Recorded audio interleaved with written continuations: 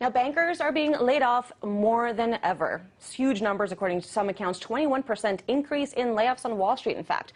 I have a feeling that a lot of folks aren't probably losing sleep over this. I mean, these are the guys that have been profiting while everyone else has been losing cash, right?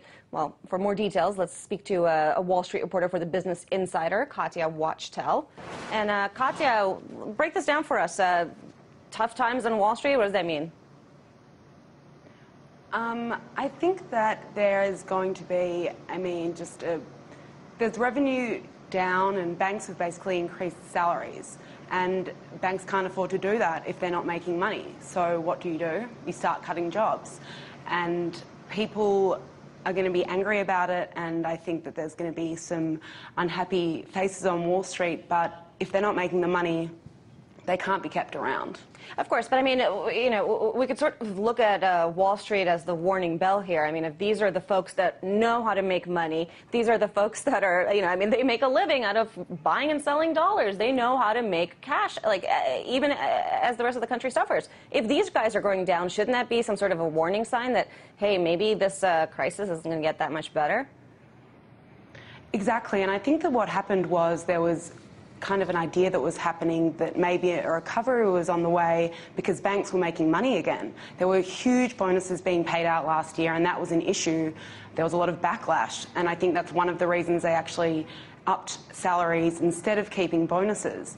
But the fact now that they're not making money shows that perhaps the economy isn't growing as fast as they thought it was. Numbers keep coming out suggesting that jobs aren't growing across various sectors, and I think that if there's not money being made on Main Street, that usually kind of affects the financial sector as well. And if you're not making money trading, then these banks can't keep the bankers on. So how scared should we be? I mean, should I sell all my crap and move to some nice sunny country somewhere far away from either the Eurozone crisis or the U.S.?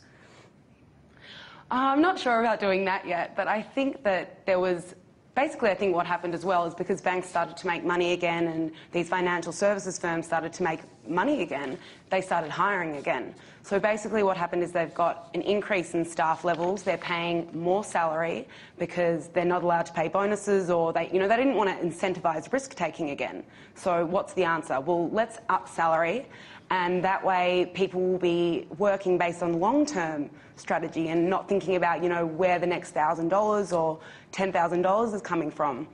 But that really increased expenses. So these cuts are probably a result of hiring more when they thought the economy was getting better as well. Okay, so basically what you're then saying is that it's not the end of the world. It's not that the economic recession has taken over Wall Street and we should all jump ship. It's just that these guys, yet again, mismanaged, surprise, surprise, what they did with their own internal finances, and now they're paying the price. Is that what you're saying?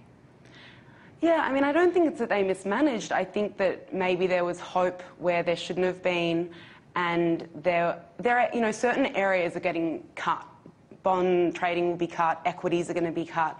I think that there'll be certain areas in each bank which really have to look hard at how they're going to maintain great profits with less people. And people are angry at the banks, they're angry at all the money that was being made, and I think that these firms are starting to respond to that by, I guess, reducing the amount that they're going to pay them to keep them around, which is hard because that's also going to send bankers and traders to other firms. Okay, well, Congress is obviously not changing their practices too much, but they're saying, all right, we got to act like we're doing something. They passed a bunch of regulation. How's that affecting the whole job market on Wall Street?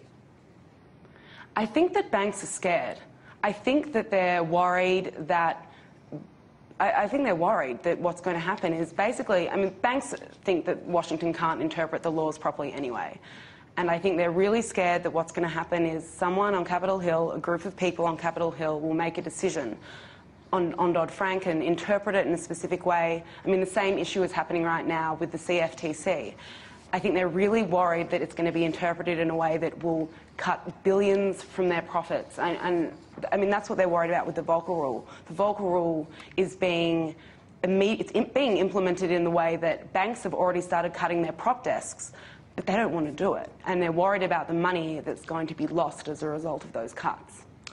Well, I think at the end of the day, they may be worried, but It's going to be hard to find some sympathy from American people. I really do appreciate you for your time. Thank you so much. That was Business Insider reporter Katya Wachtel.